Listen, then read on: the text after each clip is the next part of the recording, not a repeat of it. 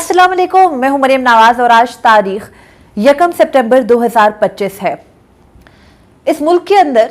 हर दिन यानी रोजाना की बुनियाद पर नित नए इंतजामात और नित नए कार्रवाइयां करके निज़ाम को चलाने की कोशिश की जाती है, लेकिन हर इदारा बिलखसूस अदलिया हर गुजरते दिन के साथ मजीद बहरान का शिकार हो रही है। जस्टिस सरफराज डोगर ने इस्लामाबाद हाईकोर्ट में एक ऐसी चाल चली जो उनको खुद एक्सपोज कर गई है और अब आने वाले दिनों में उनके लिए मजीद मुश्किलात का बायस बन सकती है। उन्होंने एक खतरनाक बेंच बनाया है, जिस खतरनाक बेंच से उनको खतरा इतना था कि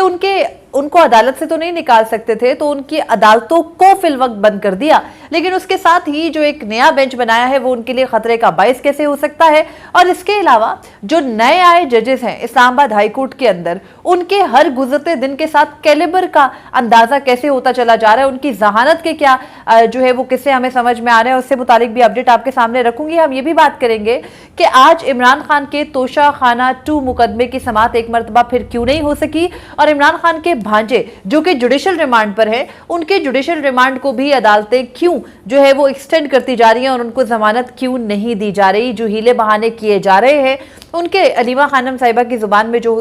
आज हुआ उसको भी आपके सामने रखूंगी। लेकिन हम आगाज करेंगे सैलाबी सूरत हाल से। इस वक्त पंजाब बुरे तरीके से सैलाब से मुतासरा है, लेकिन जो विजुअल्स पंजाब से आ रहे हैं वो जहां एक तरफ रिलीफ की कार्रवाइयां चल रही हैं, रेस्क्यू 1122 है, जिले इंतजामिया दिन रात काम कर रही है, वहीं पर एक अहम चीज जो है वो देखने को ये आई है कि मुसलसल ये बात डिस्कस हो रही है कि जो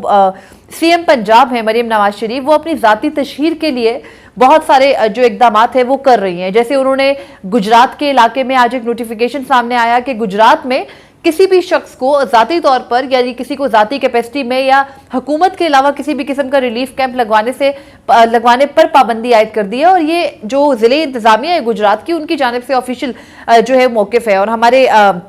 एक कुलीग हैं, उन्होंने जो है वो ट्विटर के ऊपर यानी एक्स के ऊपर एक पोस्ट की जिसके अंदर उन्होंने लिखा कि गुजरात में परवेज इलाही के, अहमद वड़ाइच उनका नाम है, उन्होंने लिखा कि पंजाब में परवेज इलाही के खानदान की जानिब से जो है वो कुछ राशन बांटा गया, सैलाब ज़दगान की मदद की गई, तो उस मदद की वजह से जो पाबंदी है वो आयद कर दी गई। इसी किस्म की एक्टिविटीज़ हमें बाकी जगहों पर भी नजर आ रही हैं। झंग के अंदर बिलखसूस जहाँ वज़ीर आला पंजाब मरियम नवाज शरीफ का दौरा था, वहां पर भी कुछ इस किस्म का इंतजाम नजर आया। तो जहां मुल्क में ये वाली बहस मुसलसल बार बार कहती हूं कि ये मुल्क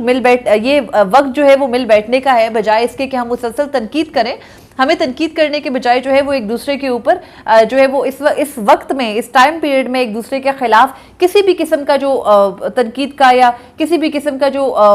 एक पूरे का पूरा आपको पता है इख्तलाफ का एक जो हमारा मुसलसल पैटर्न चलता आ रहा है उसको थोड़ी देर के लिए मलहूज़े खातिर रखें। लेकिन जिस वक्त हम ये बात कर रहे हैं उसी वक्त पंजाब हुकूमत को भी कोई होश के नाखून लेने चाहिए। पंजाब इतना बड़ा सूबा है, सबसे बड़ी आबादी का सूबा है, और उस सूबे के अंदर हालात ये हैं कि वहाँ पर जाहिरी बात है कि जो हमारे फील्ड के मुख्तलिफ जो हमारे साथी वहाँ मौजूद हैं वो हमें बता रहे हैं कि भाई नहीं है मुमकिन इंतज़ामिया के लिए कि वो एक एक घर पे जाए। जाहिरी बात है जब पाकिस्तान के अंदर कोई क्राइसिस आए, इससे पहले मुसलसल जो सैलाब आते रहे, फिर ज़लज़ले जैसी जो है वो इतने बड़े सानहात हुए, इस सारी तबाहकारी के दौरान जो लोकल सतह के लोग हैं वो ही मदद करते हैं। हमने अभी रिसेंटली बुनेर में देखा किस किस्म की तबाही वहां पर हुई, इंतजामिया क्या क्या कर सकती थी और नहीं थी वो आधी से ज्यादा जगह पर मौजूद वहां की हुकूमत और इंतजामिया। तो वहां लोगों ने अपनी मदद आपके तहत लोगों को मलबे के नीचे से निकाला, लाशें निकाली, वो जो डेथ टोल है 800-900 का, वो लोगों ने आधे से ज्यादा लोग बरामद किए, खुद जो है वो अपनी मदद आपके तहत। तो आप कैसे किसी पर पाबंदी आयद कर सकती हैं? इतनी शेलोनेस, इतनी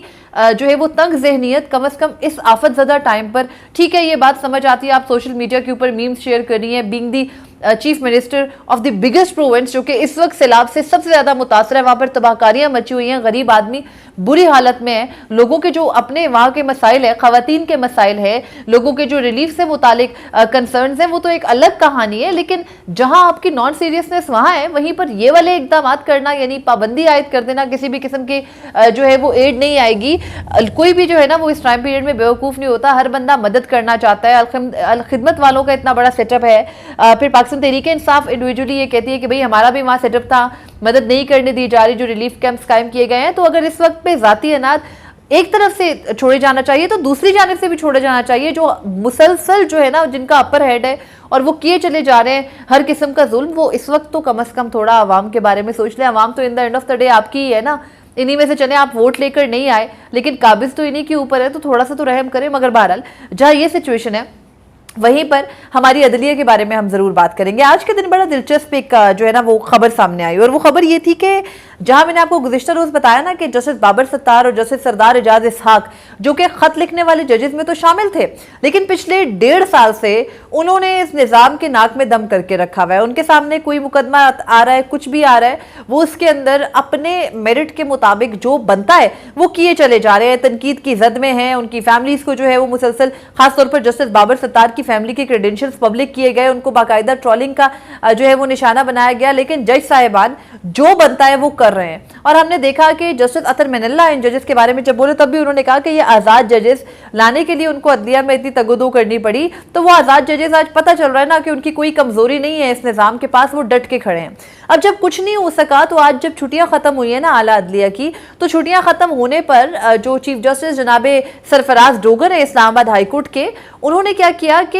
हैरत अंगेज तौर पर इन दोनों जज साहिबान के जो सिंगल बेंचेस है उनको खत्म कर दिया। अब ऐसा होता कभी नहीं है, मतलब जो जजेस होते हैं ना उनके बेंचेस चलते रहते हैं, उसमें आप केसेस निकाल सकते हैं, लेकिन आप बेंचेस ही ऑल टुगेदर खत्म कर दें, और वो भी तब जब जजेस यहाँ मौजूद हैं और छुट्टियां भी खत्म हो चुकी हैं, और उनके इंडिविजुअल बेंचेस खत्म करके, ताकि उनके अंदर जो है वो आफिया सिद्दीकी केस ना लग जाए, उनमें दीगर मुकदमात अहम तरीन ना लग जाए, उनके सिंगल बेंचेस खत्म किए और डिवीजन बेंच बना दिया, यानी 2 रुकनी बेंच बना दिया। और 2 रुकनी बेंच मेरी नजर में बहुत खतरनाक इस निजाम के लिए या जस्टिस सरफराज डोगर के लिए साबित हो सकता है, क्योंकि जस्टिस सरदार एजाज इसहाक अकेले आपसे या जस्टिस बाबर सत्तार अकेले आपसे बर्दाश्त नहीं होते, उनके इंडिविजुअली जो लिखे हुए फैसले हैं वो आपसे बर्दाश्त नहीं होते। तो जब वो 2 जजेस बैठकर फैसले लिखेंगे तो उन फैसलों के खिलाफ तो इंट्रा कोर्ट अपील का मामला जो है वो यहाँ पर आ नहीं सकता। वो तो जाहिर है उनके सामने तो ही जो है वो आईसीएस वाले मुकदमात होंगे या वो मुकदमात होंगे जो बड़े बेंच के सामने सुने जाने चाहिए। तो इन दोनों जज साहिबान के मुकदमात सीधे लैंड करेंगे, अब जो जिनके वो फैसले करेंगे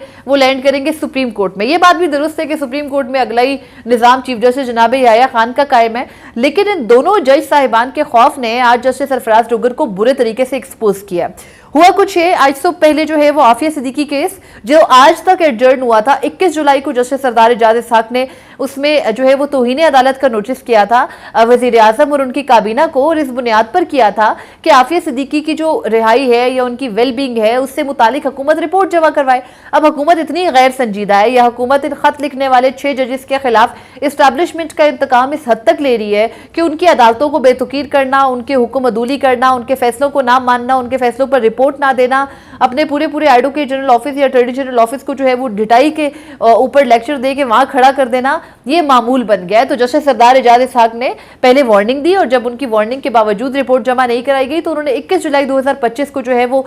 शो कॉज नोटिस किया तौहीन अदालत का और मुकदमे की समाअत 1 सितंबर तक मुलतवी कर दी। आज 1 सितंबर भी आ गया और 1 सितंबर से 3 दिन कबल जस्टिस सरफराज डोगर क्या करते हैं, वो करते ये हैं कि वो इन जज साहब का बेंच ही खत्म कर देते हैं। मतलब वो किया उन्होंने जो इमेजिन ही ना हम कर रहे थे कि हो सकता है, जैसे वो अपना और जो उनके साथ जस्टिस मोहम्मद आसिफ है उनका बेंच इसलिए नहीं बना रहे कि कहीं उन्हें इमरान खान के जो 190 मिलियन पाउंड केस का मुकदमा है वो ना सुनना पड़ जाए। तो इस किस्म के ना वो रोजाना की बुनियाद पर एक नया जो है वो कारनामा करते हैं और उसका एक जो है ना वो एक इंतजाम खड़ा करते हैं जिसमें वो कोशिश करते हैं कि मामलात किसी तरीके से बेटर और सॉर्ट आउट हो जाए। इससे कबल एक जरिए ने यह भी दावा किया कि जो जस्टिस सरफराज डोगर है वो इंडिविजुअली बुला कर जो है वो मुख्तलिफ अफराद को कह रहे हैं कि भाई ये जस्टिस सरदार एजाज इसहाक या जस्टिस बाबर सत्तार या जजेस को कहो मुझसे मिल लें, मुझसे बात कर लिया करें, हाई कोर्ट को चलने दें। तो जब इनको ये लगा कि शायद उनको ये लगता है कि हाई कोर्ट इस तरह से नहीं चल सकेगी या कम से कम उनका तसल्लुत जो है वो वहाँ पर कायम नहीं रह सकेगा, तो वो बार बार इस किस्म की मूव्स करते हैं, बार बार इस किस्म के इकदाम करते हैं जिसमें वो खुद कटहरे में आ जाते हैं। एक तरफ उन्होंने आफिया सिद्दीकी का मुकदमा जो है वो जस्टिस सरदार एजाज इसहाक की अदालत ही खत्म करके अपने फेवरेट जस्टिस राजा इनाम अमीन मिन्हास की अदालत में भेजा। जब वो जस्टिस अमीन मिन्हास की अदालत में गया तो उन जज साहब ने ये सुनने से कह के माजरत कर दी कि बेंच के ऊपर तो यहाँ पर एतराज था, तो सिंगल बेंच को ये मामला सुनना नहीं चाहिए, मैं डिवीजन बेंच या बड़ा बेंच बनाने के लिए ये मामला भेज रहा हूँ चीफ जस्टिस को, क्योंकि मेरी राय में जस्टिस अमीन मिन्हास साहब कहते हैं, फरमाते हैं कि उनकी राय में जस्टिस मुनीब अख्तर ने जो चीफ जस्टिस को मास्टर ऑफ द रोस्टर करार दिया था उसी राय पे जो है वो मैं ये चीफ जस्टिस को मास्टर ऑफ द रोस्टर करार देके उनके सामने ये मामला भेज रहा हूँ। मास्टर ऑफ द रोस्टर के खिलाफ प्रचार करने वाली ये हुकूमत में बैठे आजम नज़ीर तारर ग्रुप, ये अटॉर्नी जनरल फॉर पाकिस्तान जो इस मामले को जो है वो बार बार डिफेंड करते रहे और कहते रहे कि जो उनका पूरा ग्रुप है ना वो ये कहता रहा कि भाई नहीं, जो मास्टर ऑफ द रोस्टर है वो सिंगल चीफ जस्टिस नहीं हो सकता। जस्टिस मंसूर अली शाह वगैरह भी यही समझते थे जमहूरियत आनी चाहिए, जमहूरियत आनी चाहिए। फिर इतनी जमहूरियत आई कि जस्टिस मुनीब अख्तर के उस फैसले को भी उन्होंने उड़ा फेंका और प्रैक्टिस एंड प्रोसीजर के अंदर वो जमहूरियत नाफिज कर दी। और उस जमहूरियत के निफाज के बाद जब वो एक जजमेंट अपनी तरह से रहा ही नहीं है तो उसका आज प्रचार कर रहे हैं वो लोग जो उस निज़ाम के बेनिफिशरी हैं जो मास्टर ऑफ द रोस्टर के खिलाफ था। तो जस्टिस राजा अमीन मिन्हास ने जो है वो आज ये इकदाम किया। उसके अलावा दूसरी जो अहम चीज़ हुई आज के दिन में वो ये थी कि टैक्स मैटर्स के जो डिवीजन बेंच के सामने मामलात लगा दिए और डिवीजन बेंच जस्टिस सरदार इजाज इसहाक और जस्टिस बाबर सत्तार का है। और उस डीबी के सामने आज जब मामलात लगे तो पता चला 12 बजे बेंच आया। और होता ये है कि जो मामूल के बेंचेस होते हैं ना वो सुबह 9 बजे फिक्स आते हैं हाईकोर्ट के अंदर, और जो डिवीजन बेंचेस होते हैं वो 12 बजे के बाद बैठते हैं। ये एक प्रैक्टिस है जो अरसे से चल रही है। हर जो कोर्ट को समझता है, देखता, जानता है या जिसका बदकिस्मती से वहाँ मुकदमा है वो समझता होगा कि यही निज़ाम वहाँ चल रहा है। तो कमर अफसल जो कि वकील हैं, एक सीनियर वकील हैं, सुप्रीम कोर्ट के भी वकील हैं, उन्होंने 12 बजे उनके असिस्टेंट आए, उन्होंने बताया कि कमर अफसल साहब ज़रा गए हैं, वो आ रहे हैं। जब कमर अफसल आए उन्होंने आकर माजरत की और उन्होंने माजरत करके जज साहिबान को कहा कि हम तो सुबह 9 बजे से आए हुए थे, बेंच ही नहीं था, जजेस नहीं थे, तो मैं फिर चला गया जिस वजह से मुझे आने में ताखीर हो गई। तो जजेस ने कहा कि आप 9 बजे क्यों आए हुए थे, डिवीजन बेंच है, डिवीजन बेंच तो 12 बजे आता है। जस्टिस सरदार इजाज इसहाक ने कहा कि भाई क्या ज़रूरत थी आपको सुबह 9 बजे आने की। तो वकील साहब यानी जो कमर अफसल हैं उन्होंने कहा कि हमें कहा गया और हमें जोर दिया गया कि आपने 9 बजे हर सूरत पहुंचना है। तो जज साहिबान ने कहा भाई किसने आपको कहा है कि 9 बजे हर सूरत पहुंचना है, मतलब ये किसके अहकामात हैं। तो कमर अफजल साहब ने कहा कि ये मैं नहीं बता सकता। तो ये मैं नहीं बता सकता था का मतलब है कि एवरीबडी नोज कि ज़ाहिर रजिस्ट्रार ऑफिस नोटिस करता है, रजिस्ट्रार ऑफिस ने उन्हें पाबंद किया। जबकि मामला इस हद तक एक्सपोज हो रहा है कि आपको पता है कि 12 बजे ही दोनों जज साहिबान बैठेंगे, आप 9 बजे से वकला को बिठा के क्या ये एक जो है वो नैरेटिव देना चाह रहे हैं कि ये जज साहिबान 9 बजे नहीं आते, जबकि जज साहिबान कहते हैं हम तो 9 बजे से आए बैठे थे अदालत में, सिर्फ डिवीजन बेंच उस वक्त नहीं आता इसलिए हम नहीं आए। क्योंकि सुप्रीम कोर्ट में तो देखें अमूमी तौर पर होते ही 2 या 3 रुकनी बेंचेस है ना, कम अज कम 2 रुकनी बेंच, ज़्यादा से ज़्यादा 3 रुकनी बेंच अमूमी बेंचेस जो होते हैं, फिर लार्जर बेंचेस होते हैं। तो हाई कोर्ट में सिंगल बेंचेस और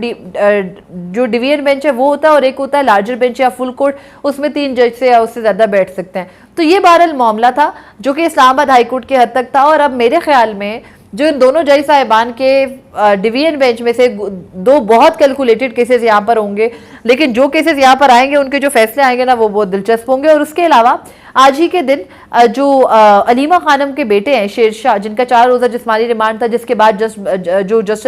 जज मंजर अली गिल हैं इंतज़ामी दहशतगर्दी अदालत लाहौर के, उन्होंने उनका मजीद रिमांड जिस्मानी रिमांड नहीं दिया, उनको जुडिशल कर दिया। आज उनके जुडिशल हुए भी जो है वो 4था रोज़ा है। तो मामला यहाँ तक पहुँच गया कि उनकी ज़मानत में आज DSP अलीमा खानम साहिबा कहती हैं कि शेरशाह की ज़मानत में आज DSP जावेद पेश हुआ, जिस मुतल्लका थाने में शेरशाह का मुकदमा है। उसने जो है वो फाइल जमा नहीं करवाई। जब जज ने पूछा कि फ़ाइल कहाँ है तो DSP जावेद ने कहा कि फ़ाइल तो हाई कोर्ट गई है। तो जज ने पूछा कि कौन से केस में, तो DSP को नहीं मालूम था। जज ने पूछा किसके लिए, तो DSP ने कहा कि आसिफ नामी बंदा है, उसके लिए फ़ाइल हाई कोर्ट गई हुई है। इससे जो है अलीमा खानम साहिबा कहती हैं कि ये वाज़े होता है कि पंजाब पुलिस को तस्खीर करने के यानी तमस्खर उड़ाने के जो अहकामात हैं वो जारी हुए हैं और वो इस तरह से प्रोसेस को अब्यूज़ कर रहे हैं। और अब मुकदमे की समाअत यानी शेरशाह की ज़मानत के मुकदमे की समाअत जो है वो कल सुबह तक मुलतवी हुई है। तो अभी तक की अपडेट्स ये हैं इस्लामाबाद हाई कोर्ट से भी और लाहौर से भी, और उसके अलावा मैंने आपको सिलाबी सूरत हाल भी बताई है। तो मज़ीद कोई अपडेट होगी मैं आपके सामने ज़रूर हाजिर होंगी। अपने फीडबैक से ज़रूर आगाह कीजिएगा। अल्लाह हाफ़िज़।